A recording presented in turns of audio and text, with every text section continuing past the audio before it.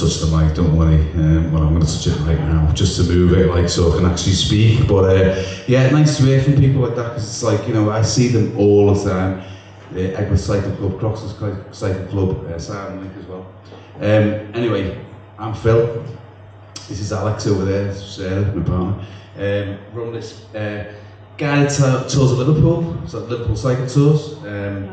Basically trying to offer an alternative to all the buses and taxis, and there's, honestly, if you would not believe how many taxi tours there are, all doing about 20 lampposts to the gallon, and etc. And then the cycling fix, we do like bike fixing events, like we've done Stop the Bike today for Stu, and we do lots of other events like Learn to Ride, Learn to Fix and all that kind of stuff, and it's all very community based. Why the bicycle doesn't need petrol, diesel, doesn't require insurance, even though everyone wants us to have it. Doesn't require road fund license, not road tax, because it doesn't exist. Keeps you fit, both body and mind.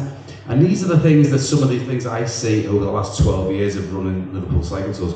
We're getting like a ridiculous amount of discrepancies in the weather. So I know people say, oh, global warming, why isn't it hot today then? Well, because that's global warming. We've got floods, we've got heat waves, you know, we had 30 degrees like literally 2 weeks ago. Today it was lashing it down, like biblical rain in the morning, and then lovely and sunny in the afternoon, great. And then we've also got like snow and ice, where it's like you can't go anywhere. We don't get much of that in Liverpool, but we're basically at the mercy of the weather. Excuse me, we need to make a massive change, because honestly, all these people all cycling, we all need to get together and we need to make this change, and we need to be the change. Strong winds as well is something like that we always deal with in Liverpool, you know, especially if we go down the seafronts, you know, literally you can kind of hoping it's going to be the right way so you can get back early or whatever. Yeah, that's not a real thing, by the way. This is one of the striking things I found. I'd had to actually look and Google what is 1.3 billion, 31 billion miles, and that's the number there. And that's been 2000 to 2022. It's ridiculous. And these are car journeys that are mostly, I think something like 25% is less than a mile. I think it's something like 71%. I've got notes here, but I can't be arsed looking at it. But 71% is less than 5 miles. And these are some of the numbers that I just like Googled, because I only had a few minutes to do this. But that first column is under a mile. Second column, under 1 to 5 miles. Third column, 5 to 10 miles. And the fourth one, 10 to something, whatever it said there. So yeah, that's all the stuff I just said before. I think we're in a really good opportunity, in a good position, because obviously there's a room full of people who I would imagine a lot of you are cycle friendly, and you want to kind of promote the bicycle. And I spent 12 years and probably 40 years before that making sure that like the bicycle is like the #1 thing. How often do you use a bicycle? If you just like, you know, not going to be able to raise your hands here, like I would imagine it was most people.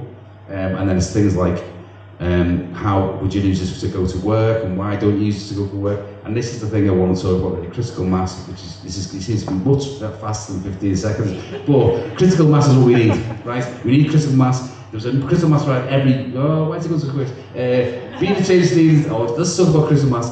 We need to get critical mass, like really everyone in the heads, you know, and because until we reach that point of critical mass, we won't be able to make those changes, and we need to be those changes. We need to actually demonstrate them. I don't own a car, I go with my Brompton everywhere, and we need to make sure that we're out and we're riding, and we're riding in numbers, whether it's in a group, whether it's Egworth or Croxley or whatever.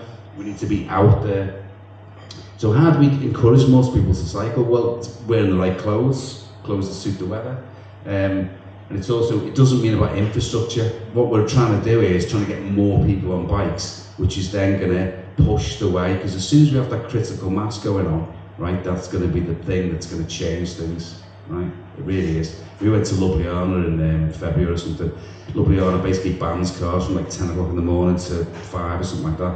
And it's a beautiful city, and I think that's the way we need to go with Liverpool. Sometimes I cycle through Liverpool with groups of like 20 people or whatever, and it's like a car park, and it's quite embarrassing, because they're like, is this what it's like all the time? Yeah, it is. Sorry, it is. Because we're all stupid, because we love taxis, we love Ubers. It's like, come on now. Get on your bike. Ta-da. Thanks.